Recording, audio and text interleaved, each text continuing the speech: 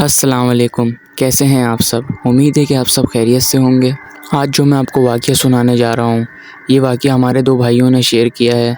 ये वाक़या कराची के मशहूर और कदीम इलाके घास मंडी जमीला पंपिंग स्टेशन का है। जमीला पंपिंग स्टेशन के बारे में मशहूर है कि ये बहुत पुरानी जगह है और यहाँ आसेब का साया है।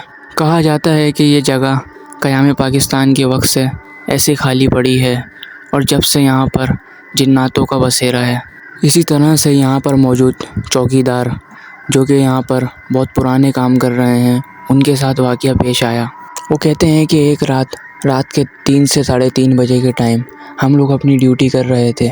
अचानक हमें अंदर से बच्चों के रोने, औरतों के चिल्लाने की आवाज़ें आती हैं। ये आवाज़ें बहुत खौफनाक होती हैं। ये जब अंदर जाते हैं देखने के लिए तो ये देखते हैं ये आवाज़ें कुएँ के अंदर से आ रही होती हैं।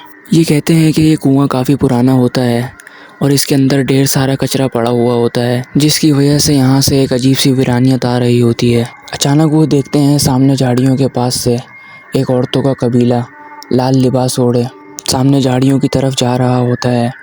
ये रात के 3:30 बजे का वक्त होता है। ये लोग समझ जाते हैं कि अजीब सी औरतें सारी एक साथ लाल लिबास पहने ये वाकई कोई गैर मरे मखलूक हैं, तो ये इनका पीछा नहीं करते बल्कि वहाँ से इनको देखकर हट जाते हैं। ये कहते हैं कि ये जगह इतनी ख़तरनाक है, ये दिन के वक्त में भी एक वहशत का समा पेश करती है। यहाँ के आसपास के घर वालों ने भी ये बताया है कि यहाँ से 3-3:30 बजे के टाइम एक औरतों का कबीला निकलता है और सामने झाड़ियों की तरफ पंपिंग स्टेशन के पास जाता है और ये अजीब सी आवाज़ में बातें कर रही होती हैं। यहाँ के इलाका मकीन का भी कहना है कि यहाँ पर एक सरकटे को देखा गया है।